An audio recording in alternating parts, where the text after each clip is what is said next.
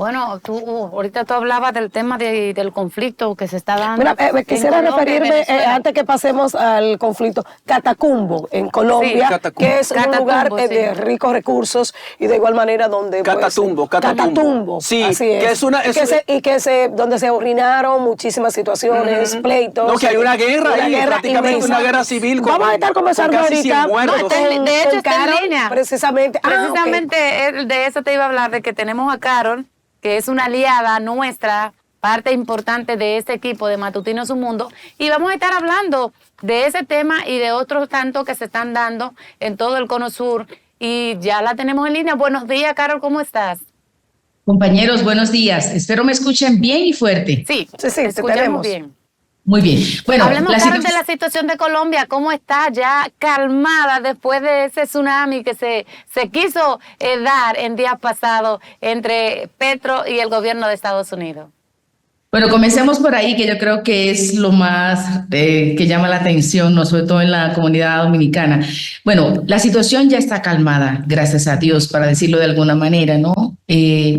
Para el bien de todos, para el bien de dos países que tienen una relación poderosa, que tienen un comercio poderoso, una población entre los dos muy poderosa, y por tal razón nuestras relaciones hay que cuidarla. Los expertos actuaron, calmaron al presidente Gustavo Petro, a quien tenemos mucho afecto, pero que a ratos sabemos que se despestilla, como decimos en Dominicana, y eso causa problemas porque se hieren susceptibilidades, sobre todo cuando hay un líder en el norte como el que tenemos actualmente, el presidente Trump. La situación del consulado se restableció ayer, quiere decir que duró menos de lo que se imaginó. Yo pensaba que iba a durar por lo menos una semana, pero imagínense que la cantidad de personas que va a visitar, a solicitar visas de diferentes maneras en Colombia es enorme, mucho más que en Dominicana porque es un país más grande. Entonces eso se restableció ayer, digamos que ya están calmadas las aguas, tenemos una nueva canciller, Laura Sanabria, que fue una persona muy importante en esta negociación de reconciliación. Fue la que tocó las puertas de todos los expresidentes de Colombia para que ayudaran a mermar esa crisis que había. Cosa importante. Yo no le tenía mucha fe, y perdónenme que le diga mi expresión personal, pero yo creo que es válida. Pero por lo menos ya está calmada la situación y esperemos que el próximo año y medio que le dura al gobierno de Gustavo Petro siga así, en calma. Les escucho, compañeros. Carol, ¿qué está pasando? Buenos días, Carol. Lana te dice de este lado. ¿Qué está pasando en Catatumbo en estos momentos? Esa es la otra noticia importante que está pasando en Colombia. El conflicto armado que hay en el Catatumbo por una lucha de los desmovilizados y las guerrillas. El ELN, por un lado, sí, esa guerrilla tan antigua que no logró negociar con el proceso de paz del presidente Santos. Seguro que ustedes recuerdan que la negociación fue con las FARC, el ELN se quedó por fuera porque no quisieron negociar.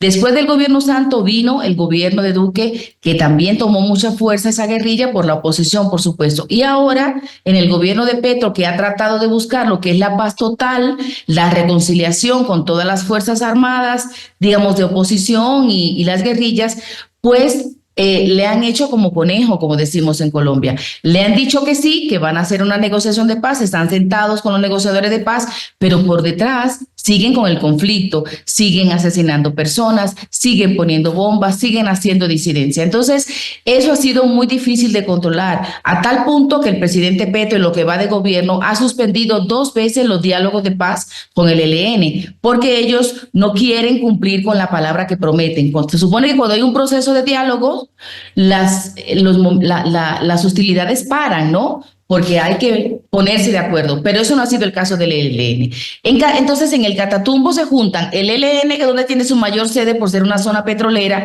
y las disidencias de las FARC. Y ahí se envuelve también el conflicto del cultivo de droga, ¿sí? De la cocaína, que es el otro demonio que existe en Colombia. Entonces, esas dos fuerzas enfrentadas, ¿quiénes son los que se afectan? Pues los ciudadanos, los campesinos que están ahí. Una cosa importante, muchos de los venezolanos que han venido a Colombia por el problema del conflicto que hay en Venezuela también, están en esa población. ¿Y qué ha pasado? Más de 40,000 personas de los que estaban en esa población han tenido que desplazarse a diferentes ciudades. La más afectada, Cúcuta, que es la capital del departamento de Norte Santander. Entonces, ¿Qué decisión ha tomado el gobierno que acaba de tomarla ayer, estos días, después de tantos problemas? Una decisión administrativa que va a crear una comunidad para llevar a todos esos desplazados. En una orden administrativa que no tiene que ir a un juez, van a comprar unos terrenos para hacer una comunidad, porque ya se imaginarán lo que son más de 40,000 personas desplazados en una ciudad nueva que no tenía las instalaciones para recibirlos. El conflicto además que hay ahí y la convivencia difícil que hay. ¿Sí me entienden? ¿Sí me explico y sí me siguen? Claro. Sí, claro. Eso significa un reto entonces, porque son terrenos que se supone que no están habitables y que hay que acondicionarlo. Exactamente, esa es parte de la situación que hay que resolver. Primero, que sean tierras rentables, en el sentido que sean tierras con vocación agrícola, porque hay que producir la comida que la gente se va a comer. Son campesinos la mañana. ¿Qué les vamos a poner? ¿Una cafetería? No, es decir, son gente que viven del campo, entonces tienen que ser tierras cultivables, con todas las necesidades que la gente necesita.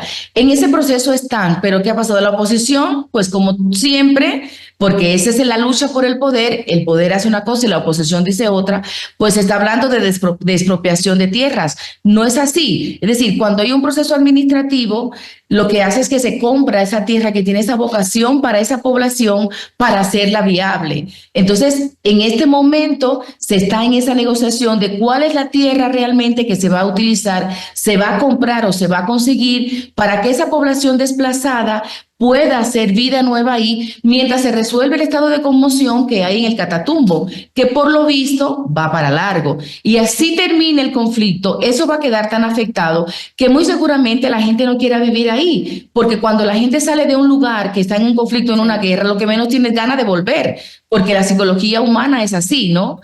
Entonces, ese es el proceso ahora que el gobierno ha autorizado en el estado de conmoción que está toda esa región del Catatumbo, comprar esas nuevas tierras para que esos desplazados empiecen a hacer vida. Eso es como hizo Estados Unidos con Liberia, guardando las distancias y guardando los tiempos.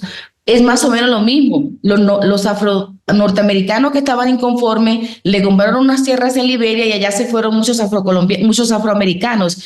Claro, aquí es diferente porque aquí es un terreno de nuestro propio país, en Colombia, pero comparándola como para que la gente se ubique y tome el mensaje de la mejor manera, que debe ser la intención de nosotros como periodistas, contar la historia como es. ¿Cuántos muertos ya han dejado este conflicto? O sea, ¿hay estadísticas reales de cuántas personas han perdido la vida en medio de este conflicto que no tienen nada que ver con quienes están vinculados a estas guerrillas?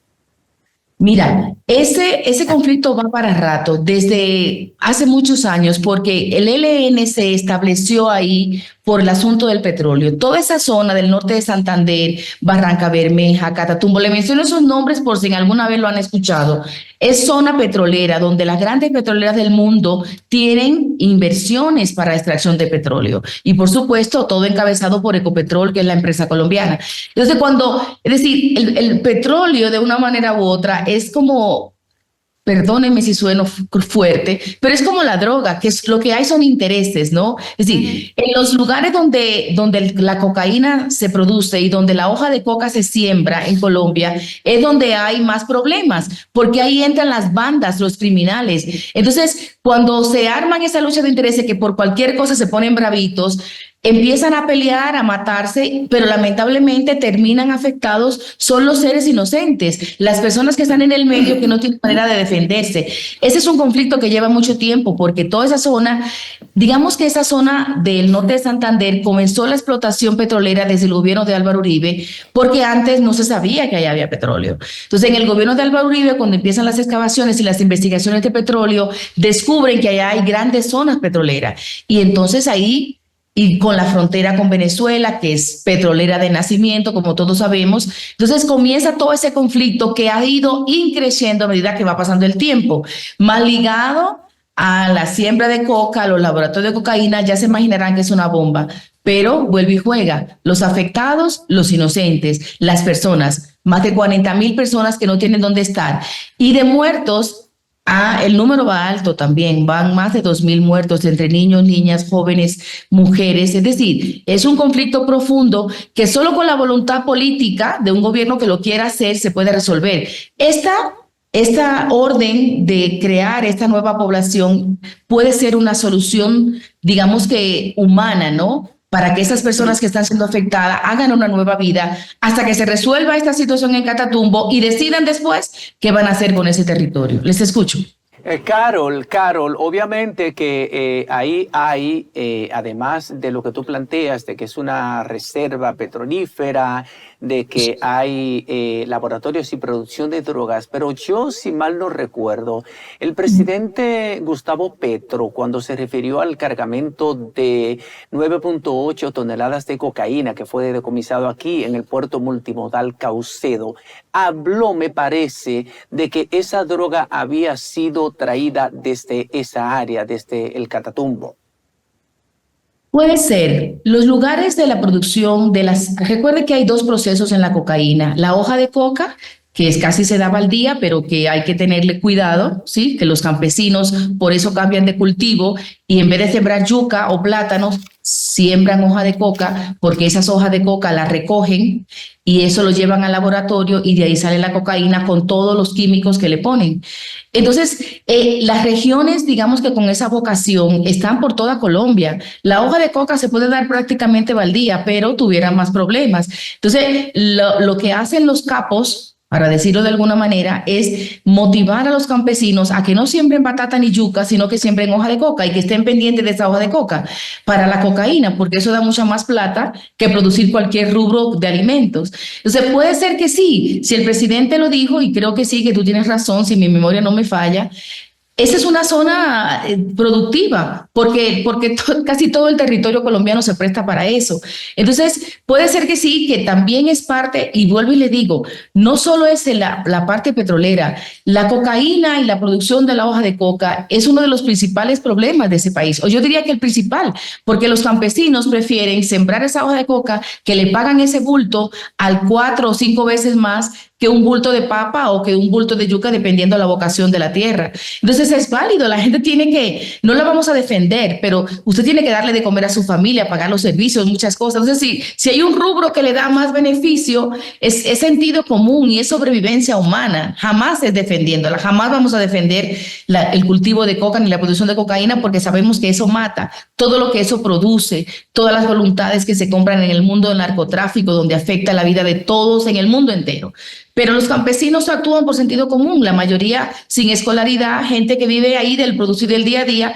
Llegan estos capos con estas propuestas y la gente que dice, no, vamos a sembrar hoja de coca porque nos da más que preparar un bulto de plátano o de yuca o de papa, que es realmente lo que más se produce acá en Colombia. Entonces, es tomar eso en cuenta, ¿no? Por eso el presidente Petro decía que los culpables no son los campesinos del problema de la droga, porque los campesinos lo que hacen es producir la cosa que le produce rubros, que le produce dinero para ellos vivir. Y la hoja de coca le produce más que lo que ellos están acostumbrados a producir antes, ¿no? Entonces, ¿es sobrevivencia? ¿Malo? Por supuesto que sí, porque sabemos lo que conlleva la cocaína, el narcotráfico y todas las voluntades que se compran. Carol, muchas gracias. Siempre apreciamos tus disertaciones tan edificantes. Gracias y estaremos en contacto contigo cada semana para que nos ilustre, que pases un feliz resto del día y de fin de semana también. Igual para ustedes. Espero que nos veamos los lunes. Le dije al director que los lunes quiero estar con ustedes para contarles lo que pasa en Colombia y Sudamérica. Se lo digo públicamente. Así será. Qué bueno, bienvenida. Seguimos aquí.